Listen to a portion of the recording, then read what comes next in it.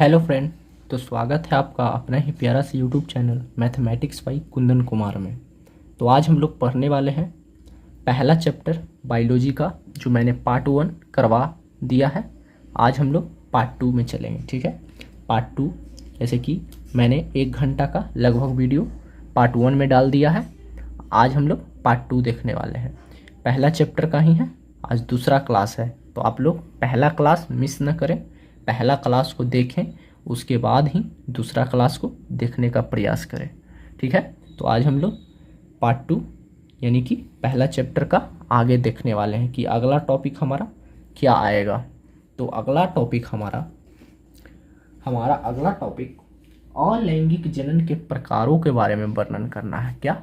अलैंगिक जनन के प्रकारों के बारे में वर्णन करना है। बोर्ड परीक्षा में एक प्रश्न पूछा जाता है, बोर्ड परीक्षा में, क्लास 12 के बोर्ड परीक्षा में, अलैंगिक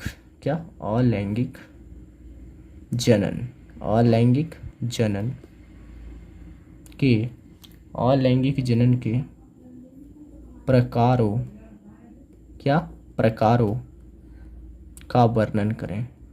का वर्णन करें। हम लोगों को अलैंगिक जनन के प्रकारों का वर्णन करना है। किसका? अलैंगिक जनन के प्रकारों के बारे में वर्णन करना है। आप लोगों को बताए थे कि अलैंगिक जनन क्या है, ठीक है। अलैंगिक जनन क्या है, अलैंगिक जनन के बारे में अच्छी तरह से अगली वीडियो में पार्ट 1 में मैंने बता दिया है। तो यह पार्ट 2 है, ठीक है। तो आज हम लोग अलैंगिक जनन के प्रकार देखेंगे कि अलैंगिक जनन के अंतर्गत कितने प्रकार होते हैं। अलैंगिक जनन के अंतर्गत निम्नलिखित प्रकार होते हैं। क्या? ऐसे तो निम्नलिखित प्रकार होते हैं।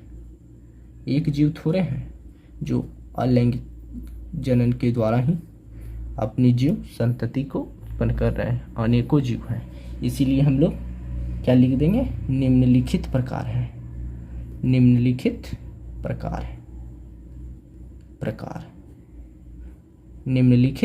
प्रकार है, यानी कि अलैंगिक जनन के प्रकार में हम लोग लिख देंगे अलैंगिक जनन निम्नलिखित प्रकार के होते हैं।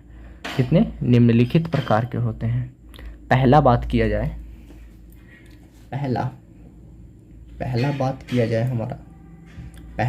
हमारा विखंडन आ जाएगा। क्या आ जाएगा? विखंडन। पहला हमारा विखंडन आ जाएगा। क्या आ जाएगा? सबसे पहला हमारा विखंडन आ जाएगा कि विखंडन के बारे में पढ़ना है। तो विखंडन अलैंगिक जनन एक प्रक्रिया है। विखंडन जो है अलैंगिक जनन का प्रक्रिया है। यह किसका प्रकार है? तो अलैंगिक जनन का एक प्रकार है। अलैंगिक जनन का एक प्रकार है। विखंडन अलैंगिक जनन का एक प्रकार है, जिसमें विखंडन में जीव जो है अलैंगिक जनन के द्वारा अपनी संतति को जन्म देते हैं। किसके द्वारा? अलैंगिक जनन के द्वारा अपनी संतति को जन्म देते हैं।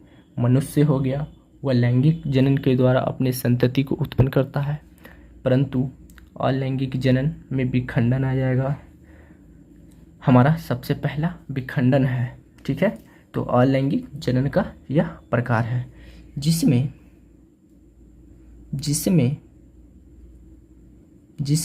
जीव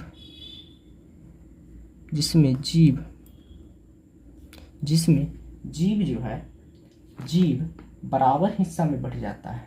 क्या? जिसमें जीव पुराना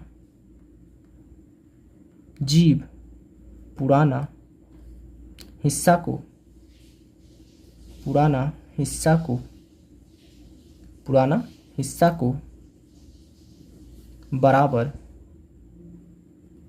बराबर हिस्सों में विभक्त कर देता है।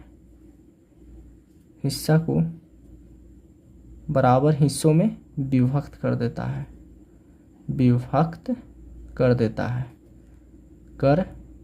है, ठीक है।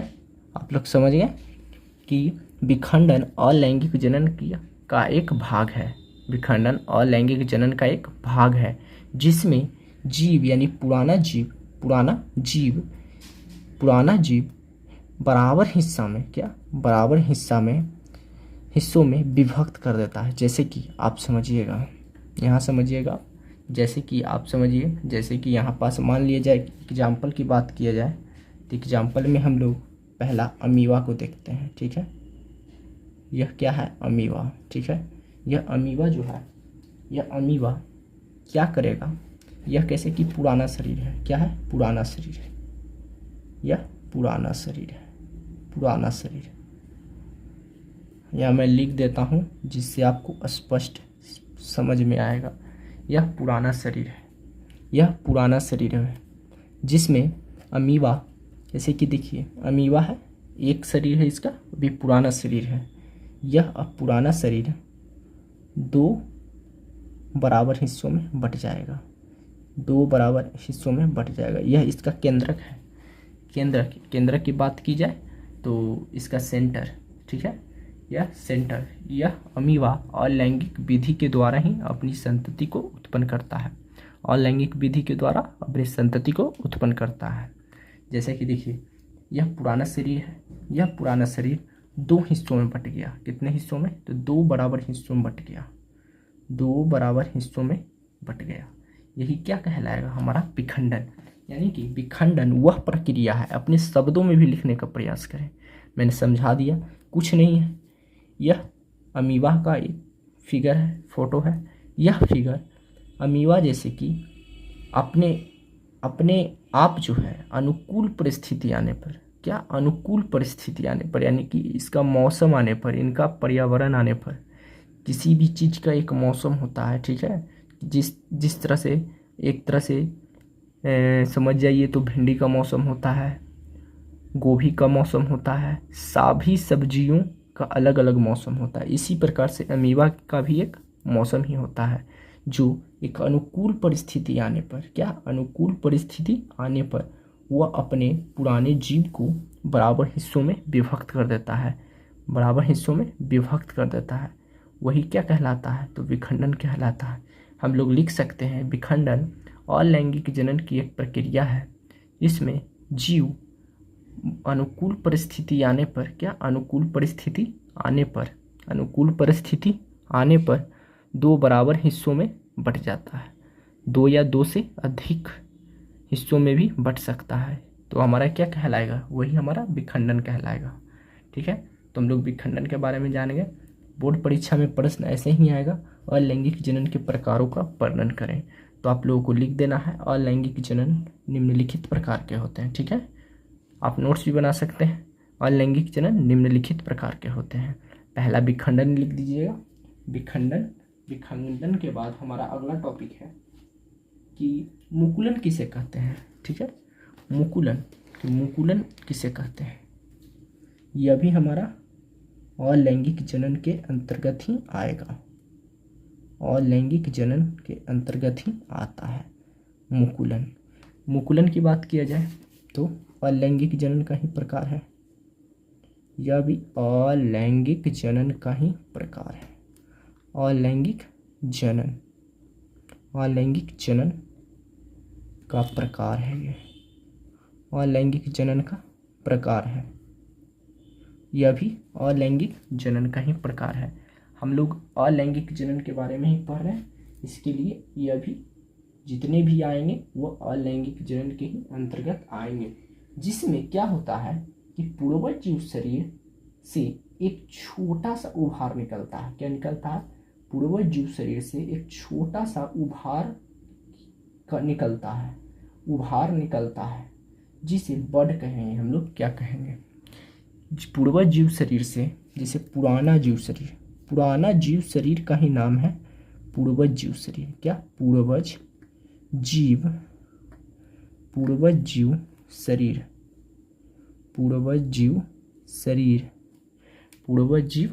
शरीर से छोटा सा उभार निकलेगा, छोटा सा उभार उत्पन्न होता है, छोटा सा उभार उत्पन्न होता है। वह उभार को जो है हम लोग बड कहेंगे। क्या कहेंगे? बड। हम लोग क्या कहेंगे? उस उभार को हम लोग बड कहेंगे। यही बड विकसित होगा, वही क्या कहलाएगा? हमारा मुकुलन कहलाएगा। बड की विकसित, बड की विकसित, ठीक है, बड की विकसित, बड की विकसित को हम लोग क्या कहेंगे? जो बड बड विकसित हो जाएगा तब हमारा मुकुलन कहलाएगा। अभी मैं एग्जाम्पल की सहायता से समझाता हूँ। विकसित को क्या कहते हैं? मैं ऐसे करता हूँ, मुकुलन कहते हैं, ठीक है। हम लोग मुकुलन कहेंगे। जैसे कि देखिए, मैं एग्जाम्पल की सहायता से आप लोगों को समझाने का प्रयास करता हूँ। जैसे कि मान लिया जाए कि यह एक जीव है, ठीक है। यह एक क्या है? यह एक जीव है जो पुराना शरीर है, ठीक है। मैंने ऊपर में बताया पुराना शरीर, पुराना शरीर, उसी प्रकार से यह भी पुराना शरीर है, ठीक है। यह पुराना शरीर, यह पुराना शरीर क्या होगा? जैसे कि देखिए, यह मान लीजिए कि जीव है, यह भी एक जीव है। हम लोग परिभाषा की तरफ आइए। अलैंगिक जनन का प्रकार है। यह पहला तो अलैंगिक विधि करेगा, ठीक है। अलैंगिक विधि के द्वारा अपना संतति को उत्पन्न करेगा, तो यह अलैंगिक विधि के अंतर्गत आता है। तो मैंने लिख दिया अलैंगिक जनन का प्रकार है। इसमें पूर्वज जीव शरीर, यह पूर्वज जीव शरीर है, पुराना शरीर है, ठीक है, जिससे छोटा सा उभार उत्पन्न होता है, ठीक है। उभार यानी कि यही जीव को मैंने यहाँ पास फिगर ड्रॉ कर दिया, ठीक है। पूर्वज जीव शरीर से छोटा सा उभार निकलेगा। जैसे कि देखिए, इस तरह से हम लोग उभार की रचना करेंगे, ठीक है। उभार, यह क्या निकला? यह उभार निकला, यह उभार, यह उभार निकला, यह उभार निकल गया आपका, ठीक है। इसी पूर्वज जीव शरीर यानी यही पुराना शरीर से एक उभार यह निकला। क्या निकला? यह उभार निकला। यह उभार जो है, यही उभार देखिए, शरीर से छोटा सा उभार उत्पन्न होता है, जिसे क्या कहेंगे हम लोग? बड कहेंगे। अब बड की विकसित को मुकुलन कहेंगे। और यह जो है, यह भाग, कौन भाग? यह भाग जो उभार निकला, जिस तरह से आलू में उजला उजला आप देखते होंगे, ठीक है, उसी प्रकार से समझ लीजिए, उसी प्रकार से समझ लीजिए कि उभार की रचना हुआ है। यही उभार जब विकसित होगा, यही उभार विकसित हो करके दो नए जीवों में विभक्त हो जाएगा। यह तो पहला एक जीव हुआ और यह दूसरा जीव हो गया, ठीक है। पहला जीव मान लीजिए, ठीक है, और ये दूसरा जीव मान लीजिए। यह दो जीव हो गए, ठीक है, यह दो जीव। तो इस प्रकार से नया जीव का निर्माण किया, ठीक है। यह नया हो गया, नया जीव का निर्माण किया। इस प्रकार से यह नया जीव का निर्माण किया मुकुलन विधि से। कौन से विधि से? तो यह मुकुलन विधि के द्वारा नए जीव का निर्माण किया, और लैंगिक विधि के द्वारा, ठीक है। हम लोग अगला टॉपिक की बात करें, हम लोग अगला टॉपिक की बात करें। देखिए, किसी भी प्रकार का कन्फ्यूजन रहे तब कमेंट जरूर करिएगा, जिससे आप लोगों को और से ज़्यादा बता सकेंगे। अगर आप लोग कमेंट नहीं करेंगे तो कैसे किसी भी प्रश्न का सॉल्यूशन होगा, ठीक है। तो आप ज़रूर कमेंट करें। हमारा अगला टॉपिक देखिए, अगला टॉपिक हो जाएगा हमारा, तो हमारा अगला टॉपिक क्या होगा? तो हमारा अगला टॉपिक बीजाणु जनन के बारे में पढ़ना है। किसके बारे में? तो बीजाणु जनन के बारे में, जिसे इंग्लिश में स्पोरलेशन के नाम से भी जाना जाता है, ठीक है। तो बीजाणु जनन भी यह अलैंगिक जनन का प्रकार है। किसका? यह अलैंगिक जनन का ही प्रकार है। जितने भी हम लोग पढ़ रहे हैं अभी अलैंगिक जनन के बारे में ही पढ़ रहे हैं, इसलिए ये भी है अलैंगिक जनन का प्रकार, ठीक है। यह अलैंगिक जनन का प्रकार है, अलैंगिक प्रकार है ये भी। यह भी एक प्रकार का अलैंगिक जनन के अंतर्गत आता है, जिसमें यह जो है बीजाणु जनन में हम लोग, यह पहला अलैंगिक जनन का ही प्रकार है, ठीक है। अलैंगिक जनन का प्रकार है, जिसमें हम लोग पूर्वज जीव शरीर, क्या पूर्वज जीव शरीर जो है, पूर्वज जीव शरीर के नीचे यानी कि पूर्वज पूर्वज जीव शरीर के ऊपर आवरण का निर्माण हो जाता है। किसका निर्माण? आवरण का निर्माण हो जाता है। पूर्वज जीव शरीर के ऊपर आवरण का निर्माण हो जाता है। पूर्वज जीव शरीर के ऊपर आवरण का निर्माण हो जाता है, जिसे हम लोग पुटक कहेंगे। क्या कहेंगे? पुटक।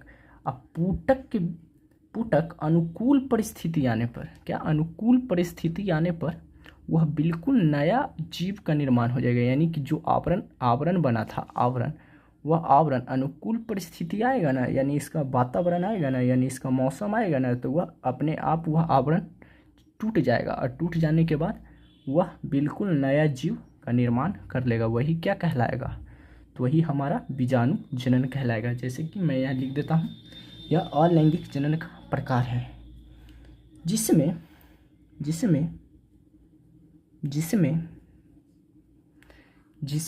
पूर्वज जीव शरीर, कौन? पूर्वज जीव शरीर, पूर्वज जीव शरीर के ऊपर, पूर्वज जीव शरीर के ऊपर एक आवरण का निर्माण होता है। किसका निर्माण? एक आवरण का निर्माण। जिस तरह से हमारे शरीर का आवरण चमड़ा है, उसी प्रकार से इस जीव के शरीर एक आवरण का निर्माण होगा। इसी प्रकार से आवरण का निर्माण होगा, बिल्कुल इसी तरह से एक आवरण का निर्माण होगा। आवरण का निर्माण होगा, ठीक है। आवरण का निर्माण होगा। वह क्या कहलाएगा? तो वह पुटक कहलाएगा। वह पुटक, उसे हम लोग क्या कहेंगे? उसे हम लोग पुटक के नाम से जानेंगे, ठीक है। उसे हम लोग पुटक के नाम से जानेंगे। अब वही पुटक अनुकूल परिस्थिति आने पर, ठीक है, वह पुटक जो है अनुकूल परिस्थिति आने पर, अनुकूल परिस्थिति आएगा नहीं, अनुकूल परिस्थिति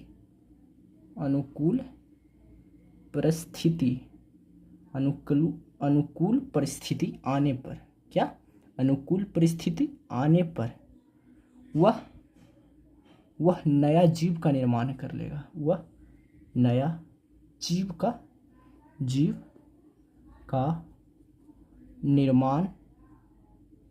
निर्माण करेगा, ठीक है, निर्माण कर लेगा। वही हमारा बीजाणु जनन कहलाएगा, स्पोरलेशन कहलाएगा। स्पोरलेशन के नाम से हम लोग उसे जानेंगे। जैसे कि एग्जाम्पल की सहायता से समझिए, जैसे कि एग्जाम्पल में हम लोग जानेंगे, जैसे कि देखिए, यह एक प्रकार का जीव है, ठीक है। यह मान लीजिए कि जीव है। इस जीव में एक आवरण बनेगा। क्या बनेगा? आवरण। जैसे कि यह देखिए, यह आवरण हम कुछ इस तरह से ले लेते हैं, ठीक है, कुछ इस तरह से ले लेते हैं। यह क्या बना? यह आवरण है। यह आवरण का निर्माण कर लिया। यह शरीर के ऊपर आवरण का निर्माण कर लिया। जिस प्रकार से हमारे शरीर में मल बैठता है, तब हम लोग नहाते हैं, जब निकलता है, वह एक आवरण है। उसी प्रकार से इस जीव के शरीर से जो है, यह आवरण का निर्माण कर लिया। यह क्या? आवरण का निर्माण कर लिया। और जब इसकी परिस्थिति आएगी, जब अनुकूल परिस्थिति आएगी, तो वह बिल्कुल नया जीव में परिवर्तन हो जाएगा। वह इस प्रकार से 1 से 2 जीव में परिवर्तन हो जाएगा। यह क्या हो गया? तो यह नया जीव हो गया। यही हमारा बीजाणु जनन हो गया, जो अलैंगिक विधि के द्वारा अपना संतति को उत्पन्न किया, ठीक है। तो यही हमारा बीजाणु जनन कहलाया। अब बीजाणु जनन कितने प्रकार के होंगे? हम लोग बीजाणु जनन के बारे में जानेंगे कि बीजाणु जनन कितने प्रकार के होते हैं। तो बीजाणु जनन हमारा मुख्य रूप से 3 प्रकार के होते हैं। कितना? मुख्य रूप से 3 प्रकार के बीजाणु जनन जाना जाता है, ठीक है। बीजाणु जनन मुख्य रूप से 3 प्रकार। बीजाणु जनन मुख्य रूप से हम लोग 3 प्रकार के जानते हैं। पहला बात किया जाए तो पहला चल बीजाणु। क्या? पहला चल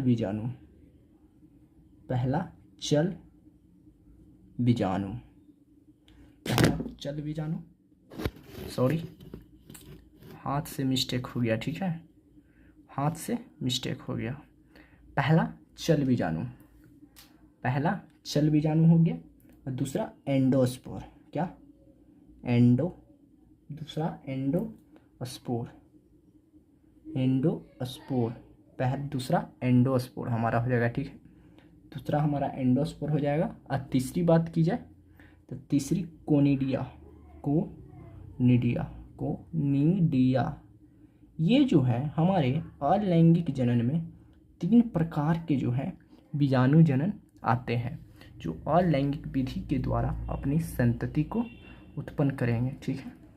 इतनी बात क्लियर हो गई कि जो 3 प्रकार के हमारे आएंगे बीजाणु जनन के अंतर्गत।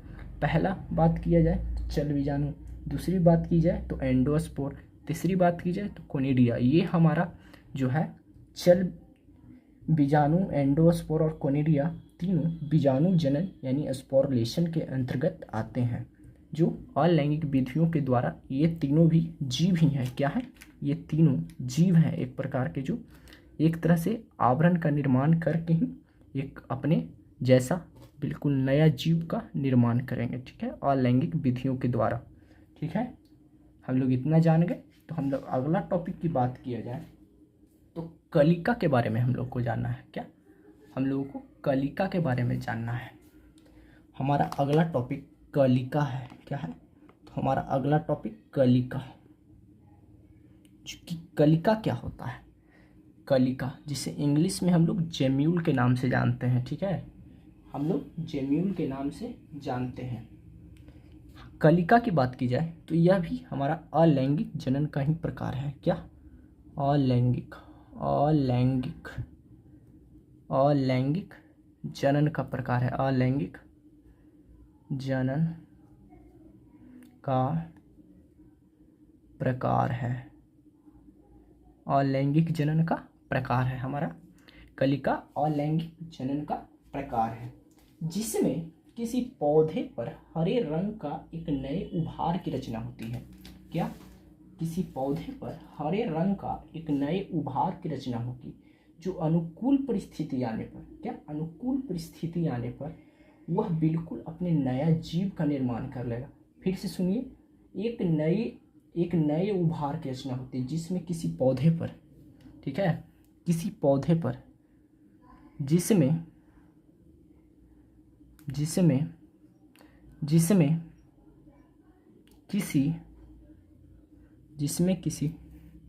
क्या कहें, जिसमें किसी पौधे पर नए उभार की रचना होती है। क्या? नए उभार की रचना होगी। नए उभार की रचना होगी। नए उभार की रचना होगी। क्या? नए उभार की रचना होगी जो बिल्कुल नए परिवर्तन में हो जाएगा। जो नए परिवर्तन यानी कि अनुकूल परिस्थिति आने पर, क्या अनुकूल परिस्थिति आने पर।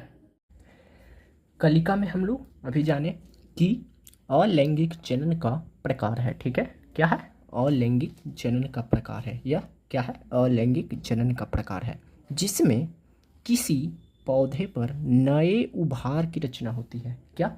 किसी पौधे पर नए उभार की रचना होती है। किसका उभार की रचना होगी? नए उभार की रचना होगा किसी पौधा के ऊपर, यानी आवरण का निर्माण एक तरह से समझिए, ठीक है, जो अनुकूल परिस्थिति आने पर, क्या यानी इसका वातावरण आने पर, अनुकूल परिस्थिति यानी अनुकूल परिस्थिति का अर्थ हुआ यानी इसका मौसम यानी वातावरण आने पर वह बिल्कुल पूर्वज जीव शरीर में परिवर्तन हो जाता है, ठीक है। यह बिल्कुल पूर्वज जीव शरीर में ही परिवर्तन हो जाता है। तो आइए हम लोग एग्जाम्पल की सहायता से समझते हैं। माना कि कलिका में अलैंगिक विधियों के द्वारा कैसे अपने संतति को नए जीव में परिवर्तन करता है, यानी संतति को उत्पन्न करता है, वो हम जानते हैं एग्जाम्पल की सहायता से। जैसे कि देखिए, यह एक जीव है, ठीक है, यह क्या है? यह एक जीव हुआ, यह एक जीव है। क्या है? यह एक जीव है, यह इसका केंद्रक हुआ यानी सेंटर हुआ। देखिए, अलैंगिक जनन का प्रकार है जिसमें किसी पौधे पर नए उभार की रचना होती है। इसी जीव में एक उभार की रचना हुआ, ठीक है। यह मान लिया जाए कि यह उभार हुआ, यह एक प्रकार का उभार हुआ। जिस तरह से आलू में निकलता है, प्याज में निकलता है, उसी प्रकार से इस जीव में से एक उभार की रचना हुई। यह क्या है? यह उभार है एक प्रकार का, जो उभार एक अनुकूल परिस्थिति आने पर, यानी इसका मौसम आने पर, वातावरण आने पर बिल्कुल पूर्वज जीव शरीर में परिवर्तन हो जाएगा। यह बिल्कुल पूर्वज जीव शरीर में परिवर्तन हो जाएगा। यह क्या हो गया? तो यह नया जीव हो गया। यही टूट जाएगा, ठीक है। यह टूट करके छोटा सा जीव या एक पूर्वज जीव में परिवर्तन हो जाएगा। यही क्या कहलाया? हमारा कलिका कहलाया, ठीक है। यही हमारा कलिका कहलाया। तो हम लोग समझ गए कलिका के बारे में। हम लोगों ने एग्जाम्पल की सहायता से आप लोगों को समझा दिया अच्छे तरीके से, ठीक है, कि कलिका क्या है। जैसे कि देख लीजिए, फिर से समझिएगा। नए उभार की रचना होती है। किसकी? नए उभार की रचना। नए उभार की रचना हुई, ठीक है। इसमें नए उभार की रचना हुई और अनुकूल परिस्थिति आने पर यह नए जीव का निर्माण कर लिया। यही हमारा कलिका कहलाया। क्या कहलाया? तो कलिका कहलाया। तो अब हम लोग अगले टॉपिक की ओर चलते हैं। तो अब हमारा अगला टॉपिक है खंडी भवन। क्या? खंडी भवन। लिख देता हूं मैं, खंडी भवन। हमारा अगला टॉपिक खंडी भवन है। हम लोग खंडी भवन के बारे में जानते हैं कि आखिर खंडी भवन क्या है। तो खंडी भवन यह भी एक अलैंगिक जनन का ही प्रकार है। क्या? खंडी भवन जो है यह अलैंगिक जनन का प्रकार है। यह भी हम लोग अलैंगिक जनन के बारे में ही पढ़ रहे हैं, इसलिए जितना भी आएगा यह अलैंगिक जनन का प्रकार ही आएगा। यह अलैंगिक जनन का प्रकार है। क्या है? अलैंगिक जनन का प्रकार है। यह पहला चीज। यह खंडी भवन जो है अलैंगिक जनन का ही प्रकार है, जो बिल्कुल अलैंगिक जनन के द्वारा ही अपनी संतति को उत्पन्न करेगा, ठीक है। जो हम लोग बाकियों में भी इसी प्रकार से हुआ था, जिसमें पूर्वज जीव शरीर, क्या? पूर्वज जीव शरीर कई टुकड़ों में विभक्त हो जाता है। पुराना शरीर जो है, यानी पूर्वज जीव शरीर जो है, पूर्वज जीव शरीर, क्या? पूर्वज जीव शरीर कई खंडों में विभक्त हो जाएगा। कई खंडों में विभक्त हो जाएगा। क्या हो जाएगा? कई खंडों में विभक्त हो जाएगा। कई खंडों में विभक्त हो जाएगा। क्या हो जाएगा? कई खंडों में विभक्त हो जाएगा। जितने भी सारे खंड होंगे, यानी कि जितने खंडों में विभक्त होगा, वह बिल्कुल नए जीव का निर्माण कर लेगा। विभक्त होगा और नए जीव का निर्माण कर लेगा। क्या कर लेगा? नए जीव का निर्माण कर लेगा, ठीक है। आप समझिएगा, नए जीव का निर्माण कर लेगा। यानी कि हम लोगों से पूछा जाएगा खंडी भवन क्या है, तो हम लोग बताएंगे कि खंडी भवन यह एक प्रकार का अलैंगिक जनन का प्रकार है। क्या है? यह अलैंगिक जनन का प्रकार है, जिसमें पूर्वज जीव शरीर, यानी कि पुराना शरीर, यानी कि बूढ़ा शरीर जो है, यानी पुराना शरीर जो है, वह कई खंडों में विभक्त हो जाता है। यानी कि अपने शरीर को कई भागों में बांट देगा। यानी कई भागों में बांट देगा। जितने भी भाग हो, 10, 20, 12, कितने भी भाग हो, विभक्त हो जाएगा और नए जीव में परिवर्तन कर लेगा, यानी नए जीव का निर्माण कर लेगा। वही खंडी भवन कहलाएगा। यानी जितने भी भाग हैं, यानी कि जितने भी भागों में बांटा, वह जीव अलैंगिक जनन के द्वारा जो करेगा खंडी भवन में, वह जितने भी भाग हैं, सारे भाग जो है वह नए जीव में परिवर्तन कर लेगा। क्या? नए जीव में परिवर्तन कर लेगा। वही हमारा क्या कहलाएगा? तो वही हमारा खंडी भवन कहलाता है, ठीक है। इतना हम लोग जानेंगे कि खंडी भवन है। जैसे कि एग्जाम्पल की सहायता से समझे। जैसे कि देखिए, यह एक प्रकार का जीव है, ठीक है। यह एक प्रकार का जीव है, ठीक है। यह नया जीव हो गया, ठीक है। यह एक प्रकार का नया जीव हो गया। यही जीव शरीर जो है ना, कई खंडों में विभक्त हो जाएगा। कुछ इस प्रकार से हो जाएगा, कुछ इस प्रकार से हो जाएगा, कुछ इस प्रकार से हो जाएगा, कुछ इस प्रकार से हो जाएगा, ठीक है। कई खंडों में विभक्त हो जाएगा, और कई खंडों में विभक्त हो करके कुछ ऐसे आवरण का निर्माण करेगा, तो कुछ ऐसे आवरण का निर्माण करेगा, कुछ ऐसे आवरण का निर्माण करेगा, कुछ ऐसे आवरण का निर्माण करेगा। यही एक जीव है। क्या है? यही एक नया जीव है। यह नया जीव हो गया, नया जीव का निर्माण कर लिया, यही नया जीव का निर्माण कर लिया। तो यही हमारा क्या कहलाया? यही हमारा खंडी भवन कहलाया, जो मैंने आप लोगों को एग्जाम्पल की सहायता से समझाया। ठीक है कि खंडी भवन यह अलैंगिक जनन का प्रकार है। क्या? अलैंगिक जनन का प्रकार है, जिसमें पूर्वज जीव शरीर कई खंडों में विभक्त हो जाता है। क्या? पूर्वज जीव शरीर कई खंडों में विभक्त हो जाता है और नए और विभक्त हुए भाग, यानी जो विभक्त हुए, यानी कि इस प्रकार से विभक्त हो गए, विभक्त हुए भाग नए जीव में परिवर्तन कर देगा, नए जीव में परिवर्तन कर लेगा। ठीक है, अनुकूल परिस्थिति आने पर, यानी कि इसका वातावरण आने पर यह बिल्कुल नए जीव में परिवर्तन कर लेगा। वही हमारा क्या कहलाएगा? तो वही हमारा खंडी भवन कहलाएगा। ये सब देखिए, यह एक नए जीव का निर्माण कर लिया, यही हमारा क्या कहलाया? तो यही हमारा खंडी भवन कहलाया। हमारा अब अगला टॉपिक आता है। हमारा अगला टॉपिक पुनरुद्ध भवन के बारे में जानना है। किसके बारे में जानना है? तो पुनरुद्ध भवन के बारे में। मैं यहाँ लिख देता हूँ, पुनरुद्ध भवन। पुनरुद्ध भवन के बारे में जानना है। पुनरुद्ध भवन कि आखिर पुनरुद्ध भवन क्या है। ठीक है, पुनरुद्ध भवन के बारे में जानना है। तो पुनरुद्ध भवन जो है, यह भी एक प्रकार का अलैंगिक जनन है। क्या है? अलैंगिक विधि के द्वारा ही यह अपने संतति को उत्पन्न करता है। ठीक है, यह भी अलैंगिक विधि के द्वारा ही, यानी अलैंगिक जनन का प्रकार है। यह अलैंगिक जनन का प्रकार है, अलैंगिक जनन का प्रकार है। यह भी अलैंगिक जनन का प्रकार है। हम लोगों अभी जितने भी पढ़ रहे हैं अलैंगिक जनन के प्रकार के बारे में ही पढ़ रहे हैं कि अलैंगिक जनन के द्वारा जीव किस प्रकार से अपने नए संतति को जन्म देते हैं। वही हम लोग पढ़ रहे हैं कि कौन कौन से टाइप होते हैं, यानी कोई कुछ के, यानी कलिका के द्वारा, तो कोई विखंडन के द्वारा, तो कोई पुनरुद्ध भवन के द्वारा।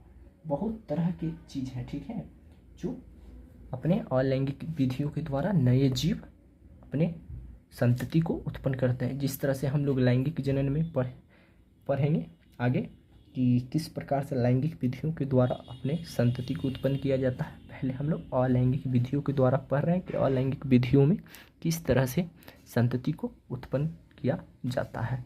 तो पुनरुद्ध भवन के द्वारा भी किया जाता है। यह अलैंगिक जनन का प्रकार है। ठीक है, यह अलैंगिक जनन का प्रकार है, जिसमें जो है, जिसमें पूर्वज जीव शरीर, क्या?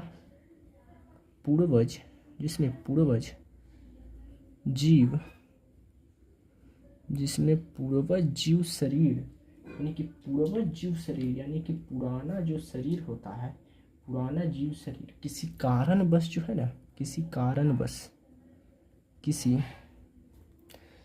भी कारण, कोई भी कारण हो, यानी किसी भी कारण हो, कोई भी कारण हो सकता है, किसी कारणवश कई टुकड़ों में विभक्त हो जाता है, कई टुकड़ों में विभक्त हो जाएगा, कई टुकड़ों में क्या हो जाएगा? तो विभक्त हो जाएगा, कई टुकड़ों में विभक्त हो जाता है, कई टुकड़ों में विभक्त हो जाता है। और प्रत्येक टुकड़ा, क्या? प्रत्येक जो टुकड़ा है, जो टुकड़ा में विभक्त होगा, प्रत्येक टुकड़ा अनुकूल परिस्थिति, यानी कि अनुकूल परिस्थिति का अर्थ ही हो गया, या इनकी इसका वातावरण आने पर, यानी इनका मौसम आने पर, अनुकूल परिस्थिति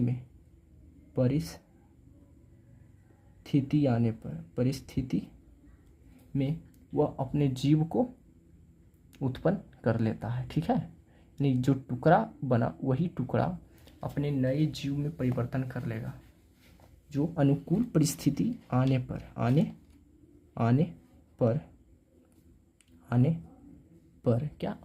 पर नए जीव को जन्म देगा, नए जीव जन्म देता है। क्या देता है? तो जन्म देता है। क्या? जन्म देता है। समझ गए आप लोग इतनी बात? तो हम लोग एक बार एग्जाम्पल की सहायता से भी समझते हैं। पहला, पुनरुद्ध भवन जो है, यह एक प्रकार के अलैंगिक विधियों के द्वारा संतति उत्पन्न करने की एक विधि है। ठीक है, ये आप जान गए। तो पुनरुद्ध भवन यह अलैंगिक जनन का प्रकार है। क्या? अलैंगिक जनन का प्रकार है, जिसमें पूर्वज जीव शरीर किसी कारणवश कई टुकड़ों में विभक्त हो जाता है। यानी पुराना जीव शरीर जो है किसी कारणवश कई टुकड़ों में बट जाता है। यानी कि कोई भी कारण हो, किसी भी कारण के वजह से, जैसे कि छिपकली हो गया, छिपकली किसी कारणवश उसकी पूंछ कट जाती है। ठीक है, ठीक है, यही हमारा। वही जीव जो है बिल्कुल अनुकूल परिस्थिति आने पर बिल्कुल पूर्वज जीव जैसा ही निर्माण कर लेता है। वही हमारा क्या कहलाता है? तो पुनरुद्भवन कहलाता है। कि जैसे कि देखिए, यह एक जीव है, इसे मान लीजिए आप छिपकली। ठीक है, इसे आप मान लीजिए छिपकली, इसे आप मान लीजिए छिपकली। यह छिपकली है। ठीक है, यह छिपकली है। यह छिपकली का मान लिया जाए कि किसी कारणवश पूंछ कट जाता है, पूंछ कट गया। ठीक है, तो पूंछ कट जाता है, पूंछ कट जाता है तो यह छिपकली का बिल्कुल नया पूंछ का ही निर्माण हो जाता है। यानी कि यह पूर्वज जीव शरीर का ही पूर्वज की तरह ही निर्माण कर लिया। ठीक है, पूर्वज जीव शरीर की तरह ही निर्माण कर लिया। यह क्या कहलाया? तो यही हमारा पुनरुद्भवन की क्रिया कहलाई। यानी कि एक बार पूंछ कट गया, फिर भी छिपकली में आप देखते होंगे अपने दैनिक जीवन में कि छिपकली का फिर पूंछ जम जाता है। वही क्या पुनरुद्भवन का यह एग्जाम्पल है। जैसे कि स्टारफिश की बात करें, यह स्टारफिश मान लीजिए। ठीक है, यह स्टारफिश मान लीजिए आप। स्टारफिश में जो है एक अथी कट जाती है, क्या? एक कॉर्नर कट जाता है, तो वह बिल्कुल पूर्वज जीव शरीर का ही फिर से निर्माण कर लेता है। वह फिर से स्टारफिश जो समुद्री जीव है, समुद्री जीव, वो बिल्कुल फिर से पूर्वज जीव शरीर का ही निर्माण कर लेता है। तो यही हमारा क्या कहलाता है? तो यही हमारा स्टारफिश का एग्जाम्पल है, पुनरुद्भवन के अंतर्गत में आता है। इसके कई एग्जाम्पल होंगे, एक प्लेनेरिया भी आएगा। प्लेनेरिया भी जो है इसी का एग्जाम्पल है, पुनरुद्भवन का ही एग्जाम्पल है। जो प्लेनेरिया का भी कुछ भाग कट जाता है और फिर पूर्वज जीव शरीर के ही तरह वह दिखता है कुछ समय के बाद। इसीलिए यह भी पुनरुद्भवन के ही अंतर्गत आएंगे। ठीक है ना, हम लोग जानेंगे। तो पुनरुद्भवन के बाद जो है हम लोग अगला टॉपिक हमारा निषेचन के बारे में पढ़ना है। किसके बारे में पढ़ना है? तो निषेचन के बारे में पढ़ना है। हम लोग अलैंगिक विधि का पूरा जान गए। ठीक है, ऐसे तो कई होते हैं, लेकिन बोर्ड परीक्षा में इतना जानने के लिए बहुत है। ऐसे तो आपसे 2 से 3 ही पूछेंगे, 2 से 3 ही पूछेंगे, लेकिन मैंने आप लोगों को कई बता दिया। ठीक है, लेकिन यह हो गया अलैंगिक जनन के प्रकारों के बारे में वर्णन करें। एग्जाम में पूछेगा तो आप ज़रूर बता दीजिएगा। ठीक है, इसका एग्जाम्पल भी लिख दीजिएगा, तो आप लोगों को अच्छे मार्क्स मिल जाएंगे, जो मैंने आप लोगों को एग्जाम्पल की सहायता से समझाया है। ठीक है, अब हम लोग निषेचन के बारे में जानेंगे कि निषेचन क्या है। ठीक है, यह हमारा अगला टॉपिक है, निषेचन। निषेचन में हम लोग जिसे इंग्लिश में फर्टिलाइजेशन भी कहते हैं, क्या? फर्टिलाइजेशन भी कहते हैं।